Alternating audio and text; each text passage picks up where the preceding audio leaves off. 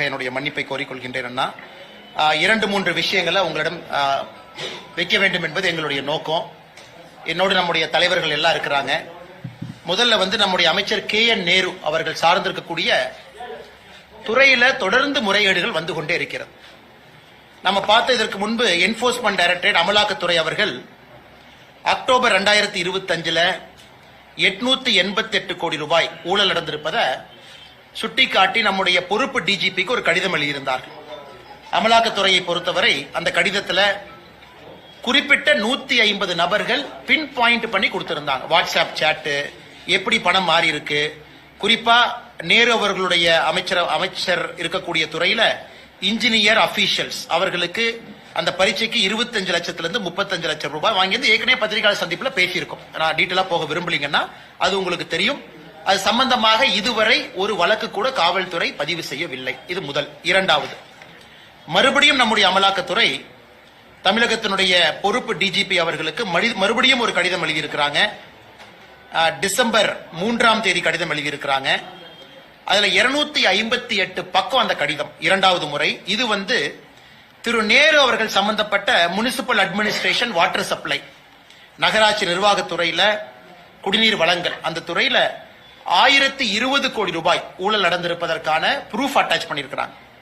இது குறிப்பாக நகராட்சி நிர்வாகம் மற்றும் குடிநீர் வழங்கல் துறையில அங்கே பொறுப்பேற்கக்கூடிய கான்ட்ராக்டர்ஸ், அரசனுடைய கான்ட்ராக்ட் கிடைக்கக்கூடிய கான்ட்ராக்டர்ஸ் எப்படி பிரைப் லஞ்ச பணமாக 7.5% 10% கான்ட்ராக்ட் வேல்யூவை நேரு அவர்களுக்கும் குடும்பத்தை சார்ந்தவர்களுக்கும் கொடுக்க வேண்டும் என்பதை ஒரு டோசியரா நம்முடைய பொறுப்பு டிஜிபி கொடுத்திருக்கிறாங்க.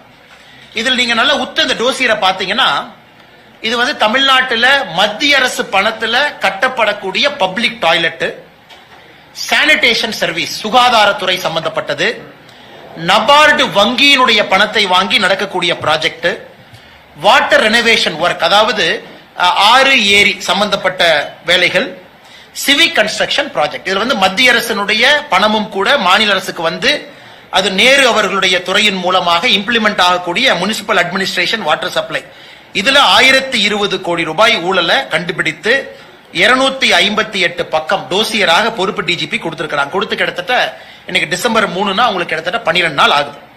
அதுல குறிப்பாக இடி அவர்கள் மறுபடியும் வாட்ஸ்அப் சாட் எப்படி பணத்தை வாங்கியிருக்கிறாங்க, ஹவாலா டிரான்சாக்சன், துபாய்க்கு ஹவாலா மூலமாக ஓவர்சீஸுக்கு அனுப்பி இருக்கக்கூடிய ப்ரூஃப், அது எல்லாம் கூட கொடுத்திருக்கிறாங்க.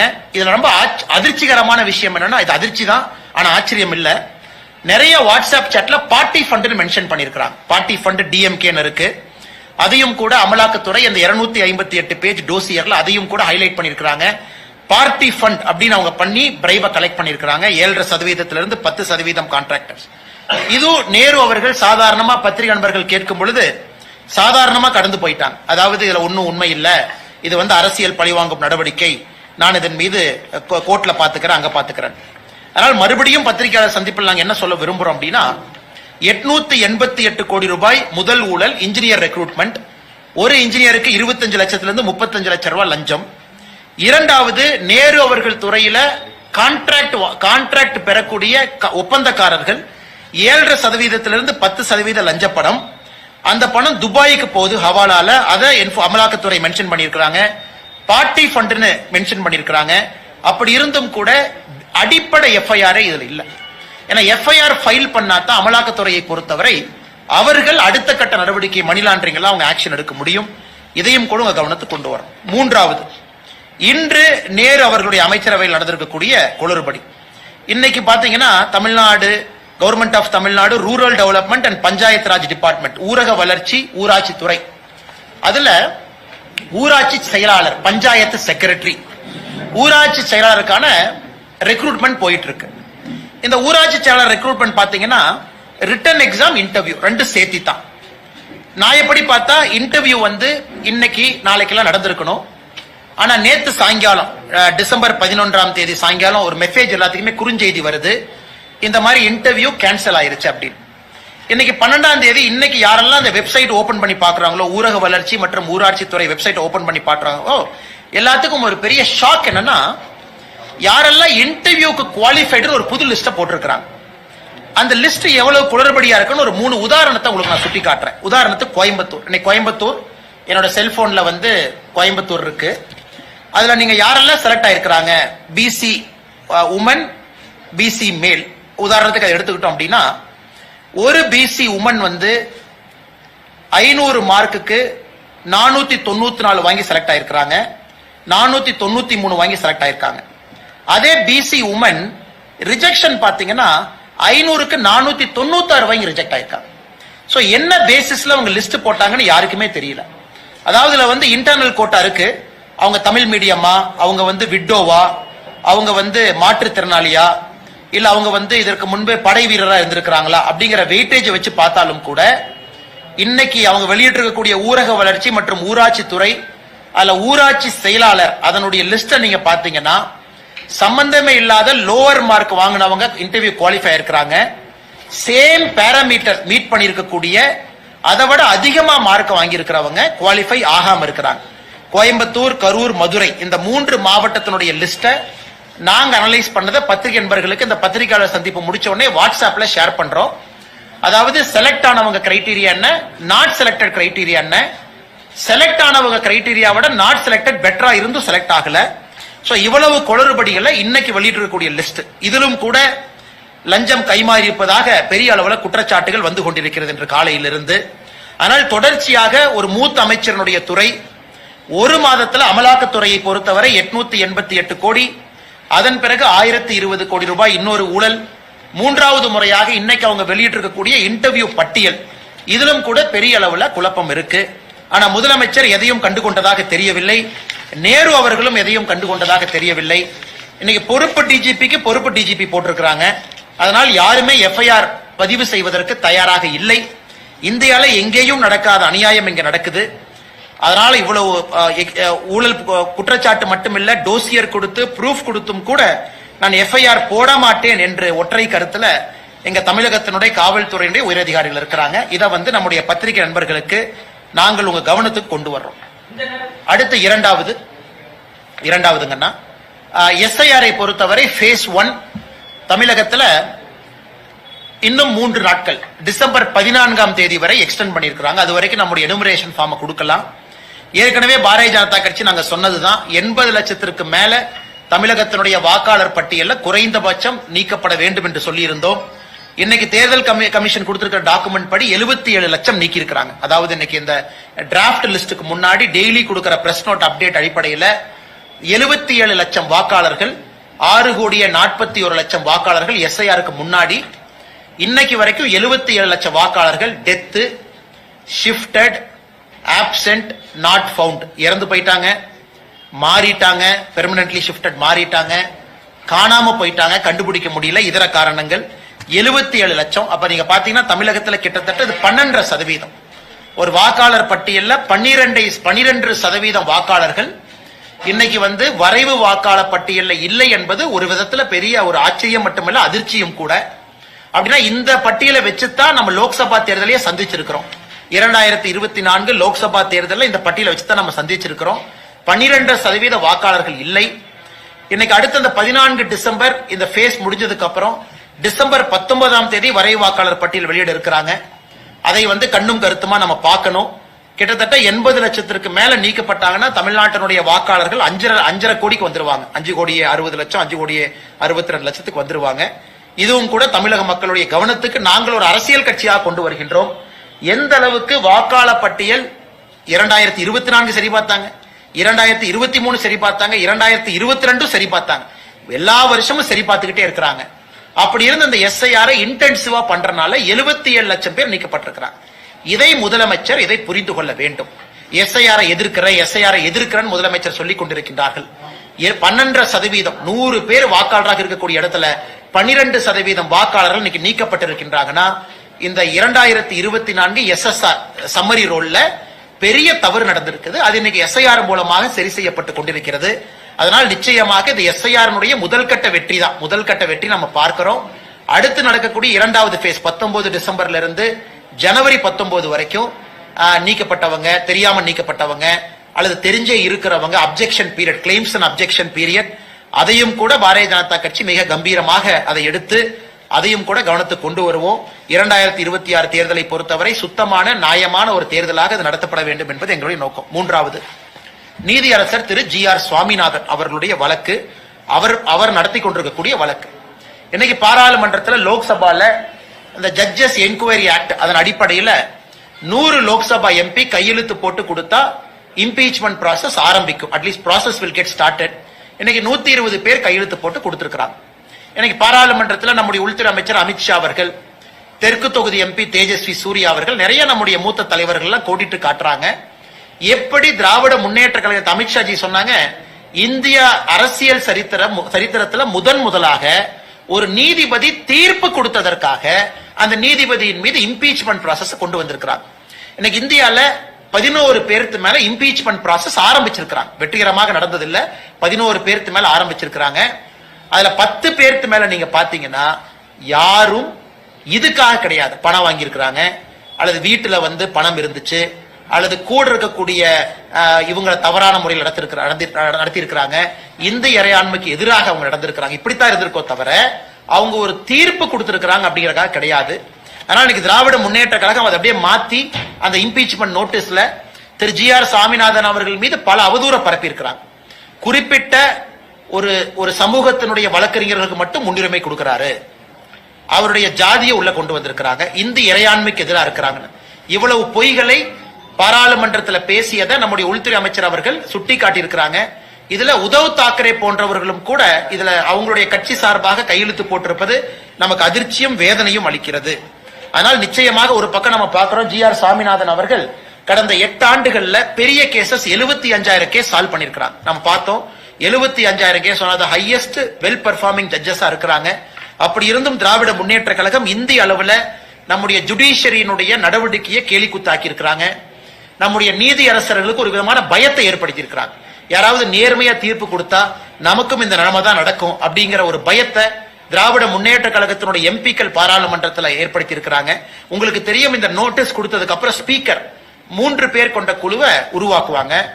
அந்த 3 பேர் கொண்ட குழு அவங்க என்கொயரி பண்ணிட்டு தவறா இருக்கு சரியா இருக்கு ரிப்போர்ட் கொடுத்ததுக்கு அப்புறம் பார்லிமெண்ட்ல 2/3 of members present and voting, 50% of total members, அத்தனை பேர் ஓட்டு போடணும். அதெல்லாம் நடக்கிறதுக்கு வாய்ப்பே இல்லை. அந்த ப்ராசஸ்க்கு அது போகவே போகாதுங்க. ஏன்னா 120 பேர்த்தினால பார்லிமெண்ட்ல அவங்களால அந்த ப்ராசஸ் ஜெயிக்க முடியாது. பட் இருந்தும் நீதி அரசனுடைய மாண்புக்கு இவர்கள் தேவையில்லாத ஒரு பிரச்சனையை விளைவித்திருக்கின்றார்கள். அவங்களுடைய மாண்புக்கு பங்கம் விளைவித்திருக்கின்றார்கள். அந்த ப்ராசஸ் அடுத்த ஸ்டேஜுக்கு போகாதுங்க. ஏன்னா இந்திய அலையன்ஸ்ல நம்பர்ஸ் கிடையாது, டிஎம்கே அலையன்ஸ்ல நம்பர்ஸ் இல்ல. இருந்தும் கூட ஏன் நாங்கள் இதை சுட்டி காட்டுகின்றோம் என்றால், தமிழகத்தில் இன்னைக்கு நீதி அரசர்கள் நேர்மையான முறையில பணியாற்றுவதற்கு இங்கே இடமில்லை. திராவிட முன்னேற்ற கழகத்தினுடைய ஆட்சியாளர்கள் எல்லா விதமான பிரச்சனைகளும் உருவாக்குறாங்க. 4வது, சீடு பில் 2025 தமிழ்நாட்டில் இப்பவே சில பொய்களை சொல்ல ஆரம்பிச்சுட்டாங்க. நவம்பர் 12ஆம் தேதி இன்னைக்கு நம்ம மினிஸ்ட்ரி ஆஃப் அக்ரிகல்ச்சர் ஒரு வரைவு பில், டிராப்ட் பில்ல ரிலீஸ் பண்ணாங்க. டிசம்பர் 11 வரைக்கும், அதாவது நேத்து வரைக்கும் டைம் கொடுத்திருந்தாங்க. சீடு பில் 2025க்கு உங்களுடைய இன்புட்டை கொடுங்க, நவம்பர் 12 இருந்து டிசம்பர் 11 வரை. இன்னைக்கு தமிழகத்தில் சில விவசாய சங்கங்கள் நம் மீது அவதூறு பரப்புறாங்க. மோடி அரசு ஜெனட்டிக்கலி இன்ஜினியர்டு, ஜெனட்டிக்கலி மாடிஃபைடு விதைகளை இந்தியாவுக்குள்ள கொண்டு வருவதற்கு இந்த சீடு பில் 2025 பயன்படுத்துறாங்க அப்படிங்கிற அவதூறை இன்னைக்கே பரப்ப ஆரம்பிச்சிட்டாங்க. அதையும் நம்முடைய பத்திரிகை நண்பர்களுக்கு நாங்க தெளிவுபடுத்த விரும்புகின்றோம். இந்தியாவை பொறுத்தவரை ஜெனட்டிக்கலி மாடிஃபைடு அப்படிங்கிறது என்னங்க? ஒன்று காட்டன், 2002ல காங்கிரஸ் ஆட்சியில ஜெனட்டிக்கலி மாடிஃபைடு காட்டன் உள்ள கொண்டு வரலாம். பிடி காட்டன் இந்தியாவுக்குள்ள 2002ல இருந்து இருக்கு. நம்முடைய அரசு 2022ல அதுக்கு நம்ம யூபிஏ அரசாங்கத்திலேயே அவங்க ஒரு கமிட்டி ஒன்னு உருவாக்கி இருந்தாங்க, ஜெனட்டிக் இன்ஜினியரிங் அப்ரைசல் கமிட்டி அப்படின்னு ஒன்று உருவாக்கி இருந்தாங்க. அதெல்லாம் நம்ம பார்த்திருக்கிறோம். நம்முடைய அரசு வந்த பிறகு மஸ்டர்ட் கடுகு மட்டும் ஜெனட்டிக்கலி மாடிஃபைட், அது இன்னைக்கு உச்சநீதிமன்றத்தால் அது இன்னைக்கு அப்பீல்ல அது விசாரிச்சுக்கிட்டு இருக்கிறாங்க. அதை தவிர இந்தியாவில் ஜெனட்டிக்கலி மாடிஃபைடு எதுவுமே கிடையாது. ஒரு பக்கம் காட்டன் 23 வெரைட்டி ஆஃப் காட்டன், வேறு இடத்துல 21 வெரைட்டி ஆஃப் காட்டன் இருக்கு. அதன் பிறகு ஃபீல்டு டைலுக்கு நிறைய வந்திருக்கு, எதுவுமே இல்ல. நான் சொல்றது மார்க்கெட்ல இருக்கிறதுங்க. இன்னைக்கு மஸ்டர்ட் அது உச்சநீதிமன்றத்தால அந்த வழக்கு விசாரணை நடந்து கொண்டிருக்கிறது. சீடு பில்லுக்கும் அதுக்கும் சம்பந்தம் இல்லை. ஜெனட்டிக்கலி மாடிஃபைடு கிராப் ஒன்னு வரணும் அப்படின்னா அதற்கு ஜெனட்டிக் இன்ஜினியரிங் அப்ரைசல் கமிட்டி அப்படின்னு ஒரு GESC கமிட்டி இருக்கு, அதன் மூலமா வரணும். இந்த சீடு பில் என்ன சொல்லுதுங்க? அதாவது இந்தியாவுக்குள்ள ஒரு விதையை ஒருத்தவங்க விற்கிறாங்க, விவசாயி கிடையாது, டிஸ்ட்ரிபியூட்டர், ஹோல்சேலர், ரீட்டைலர், அவங்க 3 பேர் விற்கிறாங்கன்னா அவர்களுக்கான வரைமுறை இந்த சீடு பில் 2025 கொண்டு வந்திருக்கிறாங்க. ஒரு டிஸ்ட்ரிபியூட்டர் யாரு வேணுமானாலும் இன்னைக்கு பாத்தீங்கன்னா அன்ஆர்கனைஸ்டா லூசா ஒரு பிராண்டடா விற்கிறாங்க. ஒரு பிராண்டட் சீட பிராண்டட் விதையை விற்கிறாங்கன்னா அவர்கள் அதை எப்படி விற்க வேண்டும், அதற்கு ரெகுலேஷன் என்ன, சீட் அனாலிசிஸ் என்ன பண்ணணும், சீடு டெஸ்டிங் என்ன பண்ணணும், import regulation of seed, genetic seed கிடையாது, நார்மலான ஒரு சீடு இம்போர்ட் ரெகுலேஷன் என்ன இருக்கு, இதற்காக மட்டும்தான் சீடு பில் 2025 பப்ளிக் இதுல இருக்கு. விவசாயி இந்த பில்லுல உள்ள வரமாட்டாங்க. எந்த விவசாயியும் கூட சீடு பில் 2025 வரமாட்டாங்க. விவசாயிகள் அவங்க எந்த சீடை வேணாலும் வாங்கலாம், எந்த சீடை வேணாலும் அவங்க ஸ்டோர் பண்ணலாம், எந்த சீடை வேண்டுமானாலும் இன்னொரு விவசாயி கொடுக்கலாம். ஆனா அது பிராண்டடா ஒரு டிஸ்ட்ரிபியூட்டரோ ஒரு டீலரோ செய்யும் பொழுது அவர்களுக்கு சீடு பில் 2025 பொருந்தும். அதனால் சில விவசாய சங்க நண்பர்களுக்கு தேவையில்லாத புரளிய மக்கள் மன்றத்தில் கிளப்பாதீங்க என்பதையும் கூட இந்த பத்திரிகையாளர் சந்திப்பு மூலமாக அன்போடு நாங்கள் வலியுறுத்துகின்றோம். அதை தாண்டி கேள்விகள் இருக்கும், கேளுங்க, நான் பதில் சொல்றேன். தேசிய ஜனநாயக கூட்டணியில டிடிவி தினகரன் மற்றும் ஓபிஎஸ் அவர்கள் இடம்பெற வரலாம். ஏன்னா நீங்களும் போய் ஓபிஎஸ் தினகரன் சந்திச்சுட்டு அமித்ஷா சந்திச்சிருக்கீங்க. அதே போல குழுக்கள் முடிஞ்சு நயனா நாகேந்திரனும் எடப்பாடி சந்திச்சுட்டு அமித்ஷா சந்திச்சிருக்காங்க. அவங்களுக்கு தேசிய ஜனநாயக கூட்டணி இடம்பெறவே இல்லை. அண்ணன் மதிப்பு மிகுந்த அண்ணன் ஓபிஎஸ் அவர்கள் முன்னாள் முதலமைச்சர் ஐயா அவர்களை இங்க கோயம்புத்தூர்ல ஒரு திருமண விழாவில் நாம் போகும்போது ஐயா இருந்தாங்க, 2 பேரும் சந்திச்சுக்கிட்டோம். அண்ணன் டிடிவி தினகரன் அவர்கள் அவங்களுடைய கட்சி நிகழ்ச்சிக்காக கோயம்புத்தூர் வந்திருந்தாங்க. தொலைபேசியில் என்னங்கிட்ட பேசினாங்க. நான் அன்போடு நம்முடைய இல்லத்திற்கு உணவுக்கு வர வேண்டும் என்று சொல்லியிருந்தேன். அவர்களும் அதை ஏற்றுக்கொண்டு உணவருந்த வந்திருந்தார்கள். இதுதாங்க நான். மற்றபடி தேசிய ஜனநாயக கூட்டணியில் யார் இணையணும் யார் இணையக்கூடாது என்பதற்கு அகில இந்திய அளவில் தலைவர்கள் இருக்கிறாங்க. தமிழகத்தில் என்டிஏ கூட்டணியினுடைய தலைவராக எடப்பாடி பழனிசாமி அவர்கள் இருக்கிறாங்க. பாரதிய ஜனதா கட்சியினுடைய தலைவர் அண்ணன் நயினார் நாகேந்திரன் அவர்கள் இருக்கிறாங்க. அதனால சரியான நேரத்தில் இவர்கள் முடிவெடுத்து சொல்லுவார்கள், இவங்க பேசுவாங்க யாரு வரணும் யாரு வரக்கூடாதுன்னு. எங்களை பொறுத்தவரை வலிமையான என்டிஏ இந்த தேர்தலில் இருக்கும் பொழுது நம்முடைய வெற்றி வாய்ப்பை இன்னும் பிரகாசமாக இன்னும் சிறப்பாக 3ல் 2 பங்கு ஜெயிப்பதற்கு நமக்கு ஒரு வலிமையான என்டிஏ வேணும். அந்த வலிமையான என்டிஏல யார் இருக்கணும்? இன்னும் நிறைய பேர் இந்த கூட்டணிக்கு வராம இருக்கிறாங்க. உதாரணத்துக்கு தேமுதிக, உதாரணத்துக்கு பாட்டாளி மக்கள் கட்சி, அவங்க எல்லாம் வரும்பொழுது இந்த தேசிய ஜனநாயக கூட்டணி இன்னும் வலிமையாக இருக்கும். அதனால் சம்பந்தப்பட்ட தலைவர்கள் தகுந்த நேரத்தில் உங்களுக்கு பதில் சொல்லுவாங்கன்னா, நான் ஒரு பதில் சொன்னா அது தவறா போயிருக்கேன். முழு உரிமையும் முழு அதிகாரமும் எடப்பாடி பழனிசாமியிடம் மட்டுமே இருக்கு அப்படின்னு சொல்லியிருக்கீங்க. நானே இப்போ நயினார் கிட்ட மற்றவர்களும் இதுல பங்கெடுப்பாங்க, யாரு சேரணும் அப்படிங்கறத பத்தி சொல்றீங்க. ஆனா அவங்களோட தீர்மானத்துக்கு இதுக்கு முரணாச்சு. ஆனா முரணெல்லாம் ஒண்ணு இல்லைங்க. நான் ஏற்கனவே சொன்ன என்டிஏ அலையன்ஸுடைய லீடர் யாரு? தமிழகத்தில் டிக்ளேர்டு எடப்பாடி பழனிசாமி அவர்கள் டிக்ளேர்டு. அந்த அலையன்ஸுடைய தலைவர், அவருடைய கருத்து மிக மிக முக்கியமானது. அகில இந்திய அளவில் என்டிஏ யார் உருவாக்குறாங்கன்னு உங்களுக்கு தெரியும். அது பாரதிய ஜனதா கட்சி. பாரதிய ஜனதா கட்சியினுடைய தலைவர்கள் இன்னைக்கு என்டிஏனுடைய அகில இந்திய தலைவராக்குறாங்க. முரண்லாம் ஒண்ணு கிடையாதுங்கன்னா, இதுல நான் சொல்வது இன்னும் நிறைய வலிமையான கட்சிகள் வெளியே இருக்கிறாங்க. அவர்களும் வரணும், அப்பதான் தேர்தல் நம்ம வலிமையா சந்திக்க முடியும். அதனால் சரியான நேரத்தில் அத்தரைஸ்டு பீப்புள், நம்முடைய அமித்ஷா அவர்கள், நம்முடைய ஜேபி நட்டா அவர்கள், நம்முடைய அண்ணன் நயினார் நாகேந்திரன் அவர்கள், அண்ணன் எடப்பாடி பழனிசாமி அவர்கள் சரியான நேரத்தில் உங்கள்கிட்ட பேசுவாங்க. இல்ல குழப்பறக்கோ இல்ல குழம்பறக்கோ இல்ல எதுவுமே இல்லைங்கன்னா, எல்லோருக்கும் தேவை ஒரு வலிமையான என்டிஏ. அந்த என்டிஏ எப்படி இருக்கணும் அப்படிங்கறத தலைவர்கள் சொல்லுவாங்க.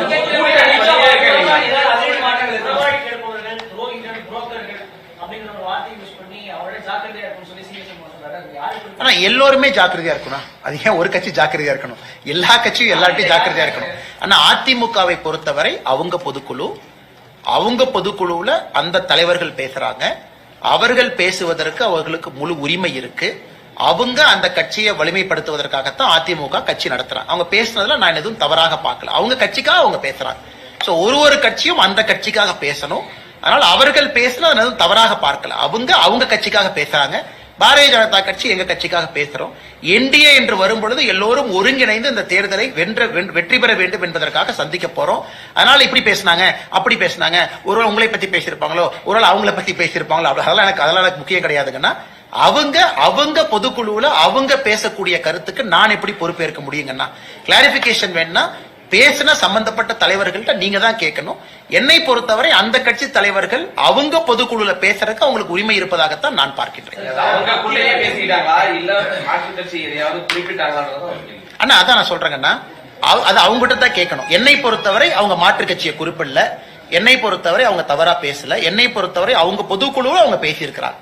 அதே போல பாரதிய ஜனதா கட்சியினுடைய பொதுக்குழுவுல யாரோ பேசுறாங்கன்னா நான் பொறுப்பேற்று பதில் சொல்ல முடியுங்கன்னா, எனக்கு அதிமுக பொதுக்குழுவுல பேசின தலைவர்கள்ட்ட தான் நீங்க கிளாரிபிகேஷன் கேட்கணும்.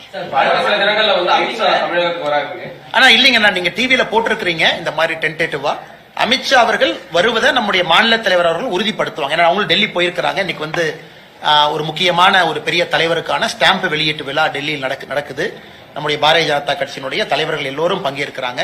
அதனால் நம்முடைய மாநில தலைவர் அவர்கள் இதை வந்து உங்களுக்கு அறிவிப்பாங்க.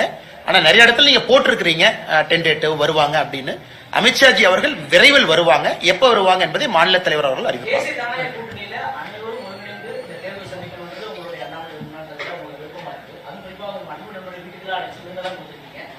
ஏன்னா நீங்க நாளைக்கு ஒரு நிமிஷம், நீங்க நாளைக்கு வீட்டுக்கு வந்தா உங்களுக்கு நான் சாப்பாடு கொடுக்க மாட்டேன் சொன்னேன். நீங்க நண்பர் தானே, நான் உங்க வீட்டுக்கு வந்தா நீங்க கொடுக்க மாட்டீங்களா?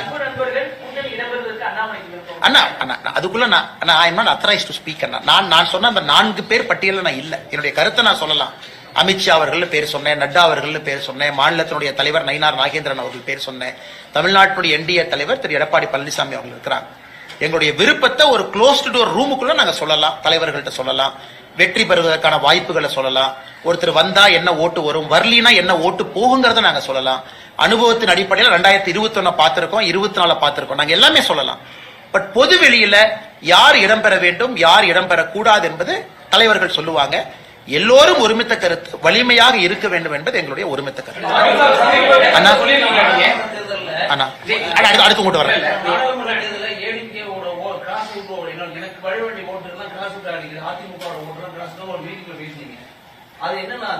அண்ணே நான் ஒரு மீட்டிங்ல ஆங்கிலத்துல பேசினதை அது தேவையில்லாம உள்ள போய் நுழைஞ்சுங்கன்னா நம்ம தேவையில்லாம அதை வந்து தமிழ் டிரான்ஸ்லேஷன் பண்ண வேண்டாங்கன்னா, நான் சொல்வது தமிழகத்துல இன்னைக்கு 3வது ஒரு அணி வெல்ல வேண்டும் என்றால் அந்த அணி நிறைய இன்னைக்கு வேலை செய்யணுங்கண்ணா.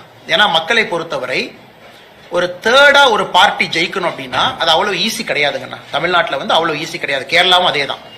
அப்ப நிறைய கிராஸ் ஓட்டிங் நடக்கும். ஏன்னா அந்தந்த கட்சிகள் அவங்கள ப்ரொடெக்ட் பண்ண பார்ப்பாங்க, அவங்க இடத்த விட்டு கொடுக்க வேண்டாம்னு நினைப்பாங்க. நம்பர் 2 இருந்தாலும் பரவாயில்ல, அந்த இடத்துக்கு இன்னொருத்தர் வரக்கூடாதுன்னு நினைப்பாங்க. அதெல்லாம் ஜனநாயகத்துல சகஜம் தான். இதுல வந்து நம்ம சீன்றக்கோ பொய் சொல்றக்கோ ஒண்ணு இல்லைங்கண்ணா. அந்த நம்பர் 3 to நம்பர் 2 ஷிஃப்ட் வந்து ரொம்ப கஷ்டமான ஒரு வேலைங்கண்ணா. கேரளாவில் நாம் பார்த்து கொண்டிருக்கின்றோம். எத்தனை இடத்துல கிராஸ் ஓட் நடக்குது, பாரதிய ஜனதா கட்சி ஜெயிக்க கூடாதுன்னு. அதனால் இதையும் தாண்டித்தான் பாரதிய ஜனதா கட்சி ஜெயிக்க வேண்டும் என்கின்ற அர்த்தத்துல சொன்னேன். இது வந்து ஒரு பொலிட்டிக்கல் அப்சர்வேஷனுங்கண்ணா. அந்த 2வதா இருக்கிறவங்க செய்யணும், செஞ்சாதான் அவங்க 2வதா இருக்க முடியும். 1வதா இருக்கிறவங்க செஞ்சாதான் 1வதா இருக்க முடியும். மத்தவங்க நினைக்கிற மாதிரி நேரா 3ல இருந்து 2, 1 அப்படிலாம் தமிழ்நாட்டில் நடக்காதுங்கன்னா, நிறைய போராட்டங்களை சந்தித்து தான் பாரதிய ஜனதா கட்சி இங்கே வளர முடியும் என்பதை நான் 2024 தேர்தல் களத்தை மையமா வச்சு அந்த தனியார் டிவி நெட்வொர்க்ல நான் குறிப்பிட்டேன். எப்படி கேரளாலே அதே தான் பிஜேபிக்கு நடக்குதுன்னு. ஆனா 2வது இருக்கக்கூடிய கட்சி எல்லாம் செய்வாங்க, அவங்க 3வது போகக்கூடாது. அது அந்த கட்சி செய்ய வேண்டிய வேலை, அவங்களுடைய கடமை, அவங்களுடைய கர்மா அவங்க பண்ணட்டுங்கன்னா, எங்களுடைய கர்மா நேரா ஜெயிக்கணும்னா இன்னும் பல வித்தைகளை, பல வேலைகளை, பல சண்டைகளை தாண்டித்தான் மேல வரணுங்க. அதுதான் என்னுடைய கருத்தை தவிர இது குற்றம் சாட்டுவதற்கான கருத்து இல்லை. ஆனா நீங்க திரும்ப திரும்ப திரும்ப திரும்ப என்ன சொன்னாலுங்கன்னா, பதில் சொல்றேன். அமித்ஷாஜி அவர்கள் நட்டாஜி அவர்களோடு ஒரு க்ளோஸ்டு டோர் மீட்டிங்ல ஒப்பீனியன் சொல்றதுக்கு எல்லோருக்குமே உரிமை இருக்கு. அது closed door meeting. Closed door மீட்டிங்ல நாங்க என்ன பேசணும் அப்படிங்கறத வெளியிடத்துல நான் சொல்றேன் அப்படின்னா, என்னுடைய பொறுப்பு அது அழகில்லை, ஒரு தொண்டனாக என் பணியை நான் சரியாக செய்யவில்லை என்கின்ற அர்த்தம். ஒரு பூட்டி அறைக்குள்ள எங்களுடைய தலைவர்கள்ட்ட எல்லா விஷயத்தையும் பேசுவதற்கு எங்களுக்கு உரிமை இருக்கு. ஆனா வெளியே நாங்கள் ஒரு கருத்தாக அதை முன்வைக்கும் பொழுது சம்பந்தப்பட்ட தலைவர்கள் வெளியே வைப்பாங்க. அதுக்கு தான் அவங்களுக்கு தலைவர் என்கின்ற பொறுப்பும் பதவியும் இருக்கு. அதனால் எங்களை பொறுத்தவரை க்ளோஸ்டு டோருக்குள்ள நாங்க என்ன பேசுறோம் அப்படிங்கறத வெளியே நான் சொன்னா தவறா போயிருக்குன்னு நான் சொல்ல விரும்பல. ஆனா நீங்க ஒரு கேள்வி கேட்டீங்க. பாஜக மாநில தலைவரை டெபாசிட் இழக்க செய்வோம் அப்படின்னு தமிழக வெற்றி கழகத்தில் செங்கோட்டையன் பேசியிருக்காங்க. அவர்கள் அந்த அளவுக்கு வளர்ந்து விட்டார்களா? அவங்களோட ஓட் பேங்க் வந்து பாஜக மாநில தலைவரை வீழ்த்து முறைக்கு அவர்கள் வளர்ந்து விட்டார்கள். ஆனா இது நான் தனிப்பட்ட முறையில என்னுடைய அன்பான வேண்டுகோளுங்கன்னா தனிப்பட்ட முறையில் இது செங்கோட்டையன் அவர்களை பொறுத்தவரை ஒரு மூத்த அரசியல்வாதி, இந்த பகுதியை சார்ந்தவர், ரொம்ப மென்மையானவர் தான், தன்மையானவர். நான் எப்பவுமே எங்கிட்ட கேட்டீங்க ஒரு டிவிக்கே போனதை பத்தி உங்க கருத்து என்னன்னு, அண்ணன் முடிவு பண்ணியிருக்காரு, போயிருக்கிறாரு, வாழ்த்துக்கள் அப்படின்னு தான். ஆனா அவர்களுக்கும் எங்களுடைய மாநில தலைவர் அவர்களுக்கும் ஒரு கருத்து போர், அந்த போரினுடைய வெளிப்பாடு தான் இது. அதனால இதை அங்கேயே விட்டுறலாங்க. நான் திரும்ப நாம இதை மறுபடியும் குறைஞ்சு உள்ள போய் இதை ஆராய வேண்டாம். ஒரு வார்த்தை போர், இவங்க ஒரு கருத்து சொல்லியிருக்காங்க, அவங்க ஒரு கருத்து சொல்லியிருக்காங்க. அதனால இந்த கருத்தை அங்கேயே விட்டுறலாம். சோ மாநில தலைவர் திரு நயினார் நாகேந்திரன் அவர்கள் உங்களுக்கு தெரியும், அனைத்து இந்திய அண்ணா திராவிட முன்னேற்ற கழகத்தில் இருக்கும் பொழுதும் வெற்றி பெற்றவர். அதே தொகுதியில் பாரதிய ஜனதா கட்சியில இணைந்து பாரதிய ஜனதா கட்சியிலும் வெற்றி பெற்றிருக்கிறார். அப்படின்னா என்ன, அவருக்கு ஒரு பெரிய மக்கள் செல்வாக்கு அந்த தொகுதியில இருக்கு. சோ கட்சி வேற கட்சி இருந்தும் வேற சிம்பிள் இருந்தும் ஜெயிச்சிருக்கிறாங்க. அதனால நிச்சயமாக அண்ணன் நயினார் நாகேந்திரன் அவர்களை பொறுத்தவரை மக்கள் செல்வாக்கு இருக்கக்கூடிய ஒரு நல்ல ஒரு பெரிய தலைவர், நல்ல ஒரு அருமையான தலைவர், மக்களோடு எளிமையாக பழகக்கூடியவர், நல்ல வெற்றி பெற்று நிறைய பொறுப்புக்கு வந்து மக்களுக்கு சேவை செய்வாங்கன்னா அதான் என்னுடைய கருத்து. அதுக்கு நான் செங்கோட்டையனை பத்தி நான் தவறா சொல்றேன், அதுவும் கிடையாது. அவங்க ஒரு கட்சிக்கு முடிவெடுத்து போயிருக்கிறாங்க, அவர்களும் நன்றாக இருக்கட்டும். அதனால இந்த வார்த்தை போரோட இதோட முடிச்சுக்கலாங்கன்னா, திரும்ப திரும்ப நாம ஒரு கருத்தை பேச ஆரம்பிச்சோம்னா அது எல்லையே இல்லாம இன்னொரு இடத்துக்கு அது போய் நிற்கும் தான் என்னுடைய தாழ்மையான கருத்து. ஆனா நான் சொல்றது எலெக்ஷன் கமிஷன் கொள்ளிருக்கூடிய டேட்டா சொல்றேன். ஆனா பிஜேபிக்கு பெனிஃபிட் இல்லைங்கன்னா, அதாவது உடனடியா அர்பன் தொகுதி சென்னை பாத்தீங்கன்னா 26% வாக்குகள் நீக்கப்பட இருக்கிறது. சென்னை பொறுத்த வரைக்கும் சென்னை தொகுதிகள் 26% வாக்குகள் நீக்கப்பட, அப்பனா 4 ஓட்டுல 1 ஓட்டு இல்ல, அப்படின்னா ஏகப்பட்ட பேர் ஷிஃப்ட் ஆயிருக்காங்க, டபுள் ஓட்டு வச்சிருக்காங்க, நிறைய பிரச்சனைகள். இப்ப நினைக்கிறேன்னா சென்னை பாத்தீங்கன்னா எப்போதுமே 40% 45% தான் போலாகும். இப்ப சென்னை இந்த முறை 60% போலாகிறதுக்கான வாய்ப்பு இருக்கு. கோயம்புத்தூர் 65% போலாகும். ஒன்று பீகார்ல பாத்தீங்கன்னா 6.45% நீக்கிய பிறகு வாக்கு சதவீதம் 12% உயர்ந்திருக்கு. அதுல 6% பேஸ் எஃபெக்ட் நீக்கினால உயர்ந்திருக்கு, இன்னும் 6% பொதுப்படையா உயர்ந்திருக்கு. அதனால என்னை பொறுத்தவரை வாக்கு சதவீதம் உயரும். ஒன்று. இரண்டாவது, எல்லாருக்குமே ஒரு ஐடியா இருக்கும் இவ்வளவுதான் ஓட்டர். இப்ப தமிழ்நாட்டில் பாருங்க 1200 பேரை ரெஸ்ட்ரிக்ட் பண்ண உடனே 68,000 பூத்துல இருந்து 75,000 பூத்துக்கு தாவிருச்சு. இன்னைக்கு நேற்று தேர்தல் ஆணையம் வெளியிட்டு இருக்கிறாங்க, இந்த election Tamil Nadu will have 75,000 booth, 75,000 சில்ற பூத் இருக்கு, 75,000 பூத் அப்படியே 7,000 பூத் ஓவர் நைட் ஜம்ப் ஆயிருக்கு. ஏன்னா 1200ங்கிற ரெஸ்ட்ரிக்ஷன் பண்ணிருக்கிறாங்க. அதனால இது ஓட்டு போடுறவங்களுக்கும் சரி, தேர்தல் ஆணையத்தில் பணி செய்யறவங்களுக்கு சரி, தேர்தல் பொறுப்புல இருப்பவர்களுக்கும் சரி, சரியான வாக்காளர் பட்டியல் இருக்கும் பொழுது அவர்கள் பணியை சிறப்பாக செய்ய முடியும். 5.5 கோடி 5 கோடி 60 லட்சம் வாக்காளர்கள் தான் இருப்பாங்க நான் ஃபைனலா. அதனால நிச்சயமாக இது எல்லோருக்கும் நன்மை. இது பிஜேபிக்கு நன்மை இல்ல, எல்லா கட்சிகளுக்கும் நன்மை. ஏன்னா பிஜேபி உங்களுக்கு தெரியும் போலி ஓட்டு நாங்க போட மாட்டோம். அதனால போலி ஓட்டு போடுறவங்களுக்கு இது பிரச்சனை. ஒவ்வொரு தேர்தல் தேவையும் நீங்க வந்துட்டு ஒரு கரப்ஷன் ஃபைல்ஸ் கொடுவீங்க. பார்லிமெண்ட் எலெக்ஷன் முன்னாடி கரப்ஷன் ஃபைல்ஸ் கொடுங்க, DMK corruption files government tools வந்து ரிலீஸ் பண்றேன்னு சொன்னீங்க, ஆனா பண்ணல. அதே மாதிரி ஆனா 2 ரிலீஸ் பண்ணேன், டிஎம்கே 1 2 பண்ணேன். உங்களுக்கு என்ன அண்ணா 2 பண்ணேன் எப்படி சொல்லாதீங்க, 2 ஆனா டிஎம்கே 1 பண்ணோம், டிஎம்கே 2 பண்ணோம், 2 பண்ணோம். டிஎம்கே 2 உங்களுக்கு தெரியும் கவர்னர்ட்ட போய் நம்ம கொடுத்துருக்கிறோம். குறிப்பா ஒரு பெரிய லிஸ்ட் போய் கவர்னர் ஆபீஸ்ல கொடுத்து நம்ம பிரஸ் நோட்டா ரிலீஸ் பண்ணிருக்கோம், 2 பண்ணிருக்கோம். ஆனா இன்னைக்கு நாம் பேசுவது தொடர்ந்து இன்னைக்கு நான் ஒரே கேள்வி தான் அண்ணன் கிட்ட கேட்கிறேன். KN நேரு அவர்களை பற்றி 3 கேள்விகள். இதை நாங்க ரிலீஸ் பண்ணலனா இடி சொன்னதான் நான் சொல்றேன். ஒரு அடிப்படை எஃப்ஐஆர் கூட போட முடியாத ஒரு சமுதாயமாக மாறி இருக்கும். எஃப்ஐஆர் போட்டுட்டு KN நேரு இன்னசென்ட்னு சொல்லிட்டு வேறங்கன்னா, KN நேரு அவர்கள் எஃப்ஐஆர் போட்டாங்க பாருங்க, நான் இன்னசென்ட், நான் கோர்ட்ல போய் ப்ரூவ் பண்றேன், அந்த கருத்தை நான் ஏற்கிறேன், கோர்ட்ல பாத்துக்கலாம், இன்வெஸ்டிகேஷன்ல பாத்துக்கலாம். ஆனா தமிழகத்தினுடைய முதலமைச்சர் அவர்கள் காவல்துறைக்கு ஒரு எஃப்ஐஆர் பதிவு செய்வதற்கே நான் அனுமதி கொடுக்க மாட்டேன் என்று சொன்னால், உண்மையாலுமே இங்க இறையாண்மை இருக்கா? உண்மையாலுமே மக்களாட்சி நடக்குதா? உண்மையாலுமே அரசியலமைப்பு சட்டத்தின்படி தான் இந்த ஆட்சி நடக்குதாங்கிற கேள்வி எல்லோரும் வைக்கிறாங்க. இன்னைக்கு 3ஆவதா இன்னைக்கு அவங்க வெளியிட்டு இருக்கக்கூடிய ஊராட்சி செயலாளர், பஞ்சாயத்து செக்ரட்டரி, அந்த லிஸ்ட்ல இருக்கக்கூடிய குழப்பத்தை அவங்களுக்கு அனுப்புறேன். நான் முடிச்சோன்னே நீங்க பாருங்க, உங்களுக்கே ஆச்சரியமா இருக்கும். எப்படி இப்படி உங்களால லிஸ்ட் தயார் பண்ண முடியும்? எல்லாத்திலையும் வெளிப்படையா ஊழல், பார்த்தாலே ஊழல்னு தெரியுது. அதை நீங்க தைரியமா வேற பண்றீங்களா? யாரும் கேட்க மாட்டாங்கன்னு என்ன அர்த்தங்கிறதா என்னுடைய கேள்விங்க.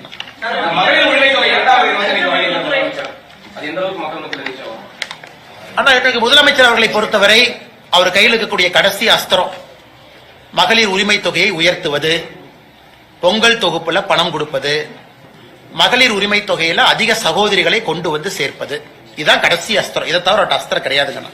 ஏன்னா நம்முடைய நிதி சுமையை பாத்தீங்கன்னா அதை தவிர சிஎம் வேற கார்டெல்லாம் பிளே பண்றதுக்கு இல்ல. அவர் என்னதான் அஸ்திரத்தை பயன்படுத்தினாலும் கூட மக்கள் தெளிவாக இருக்கின்றார்கள். ஆட்சி போக வேண்டும் என்று முடிவு செய்த பிறகு அது மெதுவா போனான்னு வேகமா போனான்னு நிச்சயமா 2026 தேர்தல் ஆட்சி போயிருங்கண்ணா. இவங்க எத்தனை பேர்த்த சேர்த்து எவ்வளவு உயர்த்தி கொடுத்தாலும் கூட மக்களுடைய மனநிலை ஆட்சி மாற்றம். அதனால் நிச்சயமாக ஆட்சி மாற்றம் நடக்கும். பொங்கலுக்கும் பணம் கொடுப்பாங்க, 3000 5000 கொடுப்பாங்க. நல்லதுதான், கொடுத்தாங்க, வரவேற்கிறோம். மக்கள் அதை வாங்கி வச்சுட்டோம், அவங்க பணம் தான். ஆனா இன்னைக்கு இவ்வளவு சொல்ற முதலமைச்சர் ஆட்சிக்கு முதல் 17 18 19 மாசம் பணம் கொடுக்கல 1000 ரூபாய். அதையும் சேர்த்து கொடுத்தாருன்னா கொஞ்சம் சந்தோஷமா இருக்கும் இல்லைங்கண்ணா. அதையும் சேர்த்து கொடுத்தா ஆட்சிக்கு முதல்ல கொடுக்காததுக்கும் 1000 ரூபாய் கணக்கு போட்டு மொத்தமா ஒரு அக்கௌண்ட்டுக்கு 30,000 ரூபாய் அனுப்பிச்சு விட்டாருன்னா ஹாப்பியா இருக்கும்ல. அதை பண்ண மாட்டாரு. அதையும் பண்ணட்டும். அதனால ஓட்டு மாறுமா, அதனால ஆட்சி மாறுமான்னு பாப்பாங்க. அண்ணே அண்ணே அண்ணே பண்றதுக்கு எல்லா உரிமை இருக்கு அண்ணே. நான் விமர்சனம் வைக்கலீங்கண்ணா. முதலமைச்சர் அவர்கள் தேர்தல் அறிவிப்பதற்கு ஒரு மாசத்துக்கு முன்னாடி பழைய பாக்கி எல்லாம் மொத்தமா சேர்த்து அக்கௌண்ட்டுக்கு பணம் அனுப்பிச்சிட்டா நாங்க விமர்சனம் வைக்கிறோம். ஏன்னா அவங்க அறிவிச்ச திட்டம் தான். என்ன பாப்பாங்கண்ணா, அவர் கொடுப்பாரான்னு பாப்போம். அண்ணா இந்த தேர்தல் ஃபர்ஸ்ட் வாக்காளர் பட்டியல் நியாயமாக இருக்கும், அது முதல் நம்பிக்கை. வாக்காளர் பட்டியல் நியாயமா இருந்ததுக்கு அப்புறம் ரெண்டாவது எங்க எக்ஸ்பெக்டேஷன்னா இந்த வாக்காளர் பட்டியல் ப்ராசஸ்க்கே 4 அகில இந்திய IAS அதிகாரிகள் அனுப்பிச்சிருக்காங்க. தலைமை தேர்தல் ஆணையர் மேல இருந்து 4 IAS அதிகாரிகள் அனுப்பிச்சிருக்காங்க தமிழ்நாட்டுக்கு. இந்த வரைவு வாக்காளர் பட்டியலை ஓவர்சீ பண்றதுக்கு அர்ச்சனா பட்நாயக் அவர்களுக்கு மேல 4 பேர் வந்திருக்காங்க, நம்முடைய சிஓக்கு மேல. அடுத்து எங்களை பொறுத்தவரை இந்த மாடல் கோட் ஆஃப் கண்டக்ட் அறிவிச்ச பிறகுதான் ஆபீசர்லாம் தெளிஞ்சு கிளம்பி வருவாங்க. ஆனா நம்ம டிஎம்கே காரங்க எவ்வளவு ஸ்மார்ட்னா அதுக்கு ஒரு மாசத்துக்கு முன்னாடியே கொடுக்க வேண்டிய இடத்துக்கு பணம் கொடுத்தாச்சு, போக வேண்டிய இடத்துக்கு போயாச்சு, கிஃப்ட் போக வேண்டிய இடத்துக்கு போயாச்சு. அதனால இந்த வரைவு வாக்காளர் பட்டியல் பிப்ரவரி 2வது வாரம் பப்ளிஷ் பண்ண உடனே தமிழ்நாட்டுல வெளியிருந்து வரக்கூடிய ஸ்குவாடு எல்லாம் அனுப்பணும். IRS officer squad, MCC squad, அவங்க எல்லாம் இப்பவே அடிப்படை வேலையை செய்யணும். எலெக்ஷன் அறிவிக்கிறது அறிவிக்கட்டுங்கண்ணா. எல்லா வருஷமே தேர்தல் அறிவிப்பதற்கு முன்பாகவே பணம், மெட்டீரியல் எல்லாரும் மாறுறாங்க. அதை எலெக்ஷன் கமிஷன் செய்து விட்டால் தமிழகத்துல நியாயமான தேர்தல் நடக்கும். நல்ல கேள்விங்கன்னா எல்லா வழக்குகளும் கம்பவுண்ட் அஃபென்ஸ் தான். அண்ணன் ட்ராக் பண்ணி பாத்தீங்கன்னா எல்லாரும் இன்னாரம் கோர்ட்டுக்கு போய் ஆமாங்க ஐயா நான் தப்பு பண்ணன்னு ஒத்துக்கிட்டு ஃபைனை கட்டிட்டு வெளியே வந்துடுறாங்க. அந்த ரெப்ரசன்டேஷன் ஆஃப் பீப்புள் ஆக்ட் போடுற எந்த கேஸ்லயும் ஜெயிலுக்கு அனுப்ப முடியாதுங்கன்னா மேஜர் கேசஸ். அன்லெஸ் நான் அடிச்சேன், உடைச்சேன், கண்ணாடி உடைச்சேன், ரத்தம் வந்துச்சுன்னு இது பிடிச்சாங்க, அது பிடிச்சாங்க, சாராயம் பிடிச்சாங்க, எல்லாமே கம்பவுண்டபிள். அதுவும் ஒரு பிரச்சனை. இன்னைக்கு ரெப்ரசன்டேஷன் ஆஃப் பீப்புள் ஆக்ட்ல ஒரு பெரிய பிரச்சனை என்னன்னாங்கன்னா இன்னைக்கு ஓட்டருக்கு நம்ம கிஃப்ட்னு என்ன சொல்றோமோ அது எல்லாமே கம்பவுண்டபிள் அஃபென்ஸா இருக்கு. சாரி கேட்டு கோர்ட்ல எக்ஸ்கியூஸ் கேட்டு கோர்ட் உங்களுக்கு ஒரு சாதாரண அபராதத்தை விதித்த பிறகு அபராதத்தை கட்டிவிட்டு வெளியே வந்துடலாம். அப்படித்தான் எல்லா கேஸும் போகுது. அதனால தண்டனையும் கடுமையா கொடுக்கணும். உதாரணத்திற்கு லிக்கர் கொடுக்கறாங்க, கடுமையா உயர்த்தணும். கிஃப்ட் பாக்ஸ் கொடுத்து மாட்டுறாங்க, கடுமையா உயர்த்தணும். அது எதுவுமே இன்னைக்கு இல்லைங்கன்னா ரெப்ரசன்டேஷன் ஆஃப் பீப்புள் ஆக்டே வீக்கா தான் இருக்கு. அதுவும் நம்முடைய தேர்தல் நியாயமாக நடக்காததற்கு அதுவும் ஒரு காரணம். எடப்பாடி பழனிசாமி பொதுக்குழுல பேசும்போது அமலாக்கத்துறை ஒரு பட்டியல் வச்சிருக்காங்க, தேர்தலுக்கு முன்னாடி இன்னும் நிறைய பேர் உள்ள போவாங்க. அண்ணா எனக்கு தெரியாதுங்கண்ணே. என் கையில் இருக்கிறது அமலாக்கத்துறையினுடைய 2 பட்டியல், KN நேரு அவர்கள் சம்பந்தப்பட்ட 2 பட்டியல். இதை கையில் எடுத்தாவே அண்ணன் KN நேரு அவர்கள் உள்ள போவாங்கன்னா இதைத்தான் எடுங்க மேடம். அண்ணே வந்துட்டேன் மேடம். பார்த்தா ஃபர்ஸ்ட் கேள்வி கேட்கறாங்க.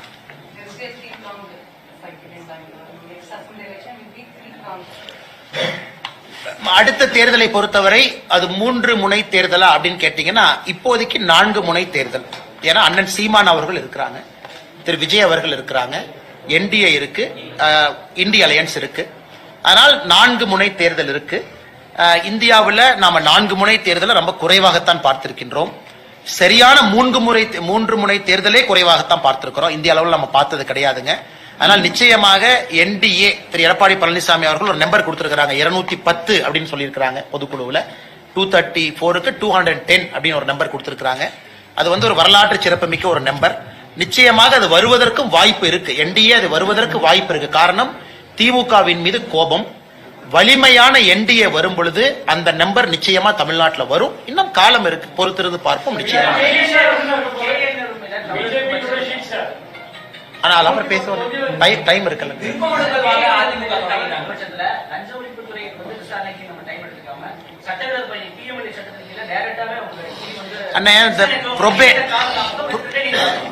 ப்ரொபேட் அஃபென்ஸ், அதாவது இன்னைக்கு ED அவர்கள் PMLA நடவடிக்கை எடுக்கணும் அப்படின்னா ஒரு பேசிக் அஃபென்ஸ் தமிழ்நாட்டில் நடந்திருக்கணும். அதுக்கு ஒரு FIR பதிவு செஞ்சிருக்கணும். அது எஃப்ஐஆர் பதிவு செய்யப்படாம பிஎம்எல்ஏ நீங்க நடவடிக்கை எடுத்தீங்கன்னா அந்த நடவடிக்கை செல்லாது. இது அவர்களுக்கு தெரியும்.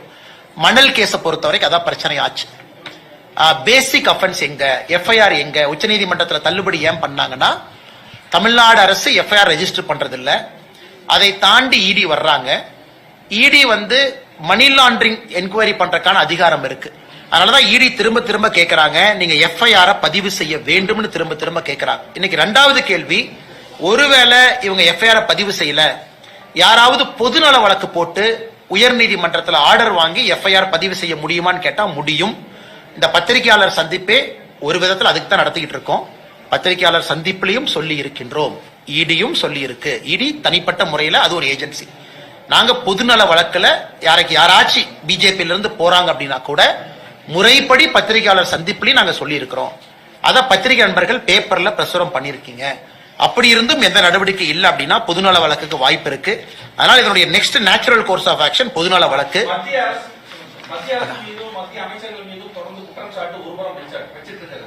மறுபுறம் மறுபடியும் மத்திய அமைச்சர்களை நேரில் போய் சந்திக்கிறது பிரதமர் உள்ளிட்ட. சமீபத்தில் நேரு அவருடைய மகன் கூட நிதியமைச்சர் மேடத்தை சந்திச்சு பேசினாங்க. அவங்க இங்க வரும்போது அவங்க சந்திக்கல. கேட்டா தமிழ்நாடு மக்களின் கோரிக்கைகளுக்காக நான் போய் சந்திச்சேன். அவங்க இங்க வரும்போது சந்திச்சு கொடுத்துருக்கலாம். அதை பத்தி உங்களுடைய கருத்து? ஆனா நியாயமான ஒரு கருத்து தான். நிதியமைச்சர் அவர்கள் நிறைய முறை தமிழகத்துக்கு வர்றாங்க, பிரதமர் அவங்க வர்றாங்க. தமிழகத்திற்குள்ள அவங்க பார்டரை தாண்டிட்டாங்கன்னாவே எதிரி மாதிரி தான் பாக்குறாங்க. அவர்கள் ஏதோ வேற ஏதோ ஒரு பாகிஸ்தான்ல இருந்து வந்த மாதிரி தான் நடவடிக்கை இருக்கு திமுக. ஆனா இதே திமுக நானும் பாக்குறேன், நீங்க டெல்லியில எந்த அமைச்சர் ஆபீஸ்க்கு போனாலும் அங்க வெளியே ஒரு டிஎம்கே எம்பி வெளியே உட்கார்ந்துருப்பாங்க. நல்லா இருக்கீங்களான்னு கேட்பாங்க. நல்லா இருக்குங்கண்ணா அப்படின்னு நாங்களே சொல்லுவோம், நல்லா இருக்குங்கன்னு சொல்லுவோம். அதனால டெல்லியில இன்னைக்கு அதிகமா நம்முடைய மத்திய அமைச்சரவை அலுவலகத்தை பயன்படுத்தக்கூடியது யார் என்று பார்த்தால் உண்மையாலுமே திராவிட முன்னேற்ற கழகத்தினுடைய எம்பிக்கள் எல்லா இடத்துலயும் சுத்திக்கிட்டு இருக்காங்க. எல்லாத்துக்கிட்டையும் நல்லா பேசுறாங்க. இவ்வளவு தூரம் ஏன் அன்னைக்கு நவீன் ஜிண்டல் அவருடைய பொண்ணு கல்யாணத்துல டெல்லியில யாரெல்லாம் டான்ஸ் ஆடுறாங்க, மகுமோத்ரா டான்ஸ் ஆடுறாங்க. அப்புறம் இந்த பக்கம் பாத்தீங்கன்னா சுப்ரியா சூலே அம்மா அவங்க டான்ஸ் ஆடுறாங்க. எல்லாம் வெளியே தான் எதிரி. ஆனா ஒரு பார்ட்டிக்கு போறாங்க அப்படின்னா 10 நாள் பிராக்டிஸ் வேற பண்ணாங்களாமா. அதனால டெல்லி அரசியல் வேறு, தமிழ்நாடு அரசியல் வேறு மாதிரி தான் அது மோசமா இருக்கு. இதை மக்களும் பார்க்கணும், கேள்வி கேட்கணும். திராவிட முன்னேற்றம் நீங்க டெல்லியிலையும் பாருங்க, தமிழ்நாட்டிலையும் பாருங்க. அதான் எங்க நோக்கம். நீங்க ஒரு பெரம்பலூருடைய எம்பியா நிதியமைச்சரை பார்ப்பதற்கு முழு அதிகாரம் இருக்கு, போய் பாருங்க. நாங்க பாராட்டுறோம், தயவு செஞ்சு போய் பாருங்க. ஆனா அதை பொலிட்டிக்கலா பேசும் பொழுது எதிரி மாதிரி நீங்க பேசுறீங்க இல்லீங்களா, அதைத்தான் நாங்க குற்றம் சாத்துறோம். தமிழ்நாட்டுக்கு எதுவுமே செய்யல, தமிழ்நாட்டை வஞ்சிக்கிறாங்கன்னு சொல்றீங்க. ஆனா அதே நிதியமைச்சரை, அதே எங்களுடைய பிரதமரை நீங்க போய் அடிக்கடி சந்திச்சு வேலையை வாங்கிட்டு வர்றீங்க. நிதியமைச்சரும் உங்களை எம்பிங்கிற முறையில சந்திக்கிறாங்க. இந்த போக்கு மாற வேண்டும் என்பதுதான் எங்களுடைய நிலைப்பாடு. சென்னையில தூய்மை பணியாளர்கள் கைது செய்யப்பட்டிருக்காங்க. ஆமாங்கண்ணா.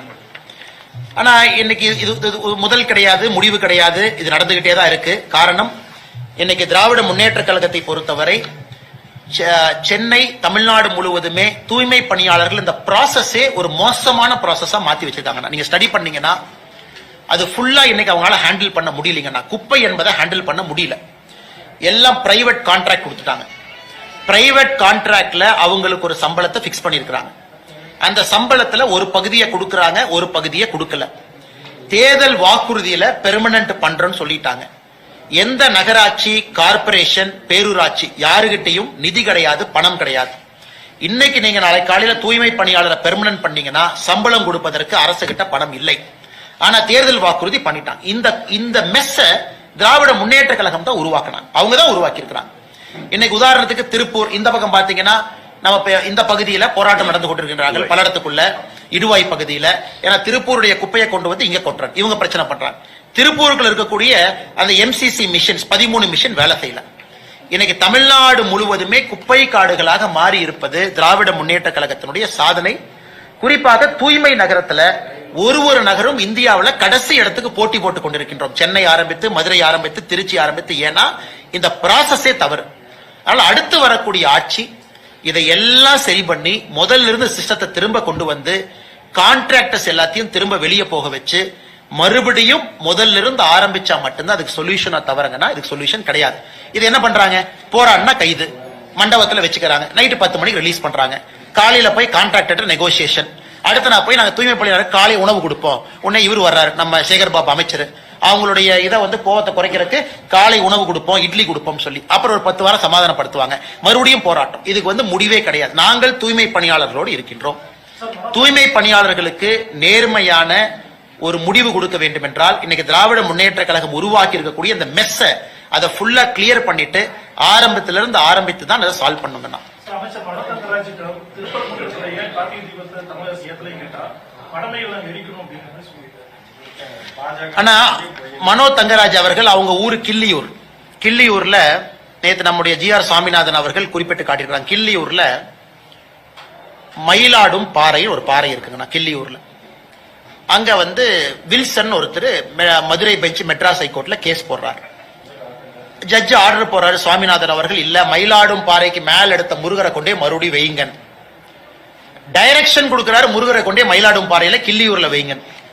இதுவரை அந்த டைரக்ஷனை ஃபாலோ பண்ணல. முருகரை கொண்டு போய் பாறை மேல வைக்கல.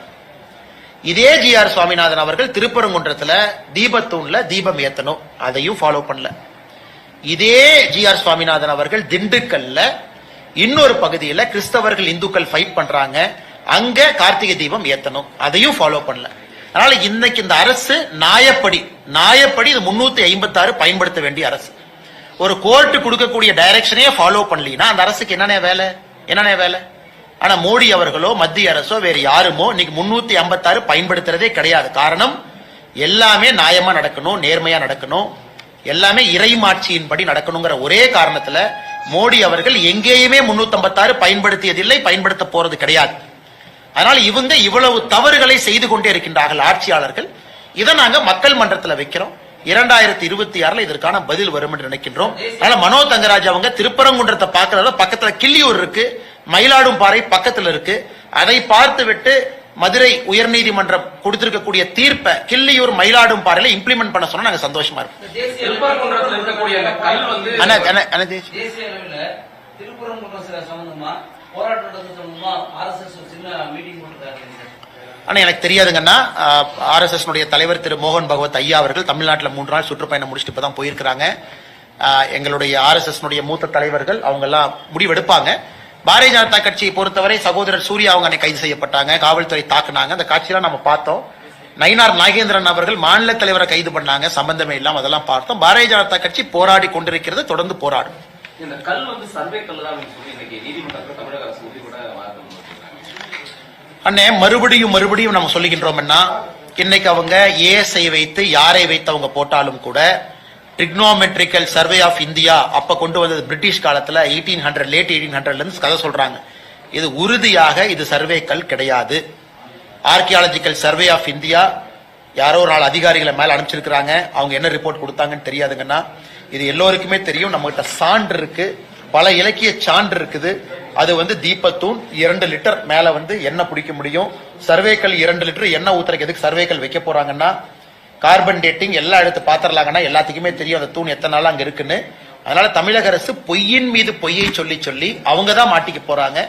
முருகரை நம்பக்கூடிய உங்களுக்கும் எனக்கும் எல்லோருக்கும் தெரியும் அது தீபத்தூண் தான். எத்தனை பொய்யை சொல்லி மாட்டாங்கன்னு பாத்திரலாங்கண்ணா. இது குங்குமண்டலம்ன்றது எப்போதுமே அதிமுக கோட்டைன்னு சொல்லிட்டு இருக்கக்கூடிய நிலையில விஜய் 18ஆம் தேதி ஈரோட்ல நிகழ்ச்சி நடத்துறாரு. அந்த நிகழ்ச்சியில பல்வேறு கட்சிகளை சேர்ந்தவர்கள் இணைவதற்கான வாய்ப்புகள் இருக்குன்னு செங்கோட்டையன் சொல்லியிருக்காரு. அரசியல்ல குங்குமண்டல அரசியல்ல இந்த விஷயத்தை எந்த அளவுக்கு ஒரு தாக்கத்தை அண்ணா எல்லோரும் போட்டி போடலாம், எல்லோரும் வரட்டும், அதுல எந்த தவறும் கிடையாது. செங்கோட்டையன் அவர்கள் அவரும் கடுமையான முயற்சியை பண்ணட்டுங்கன்னா.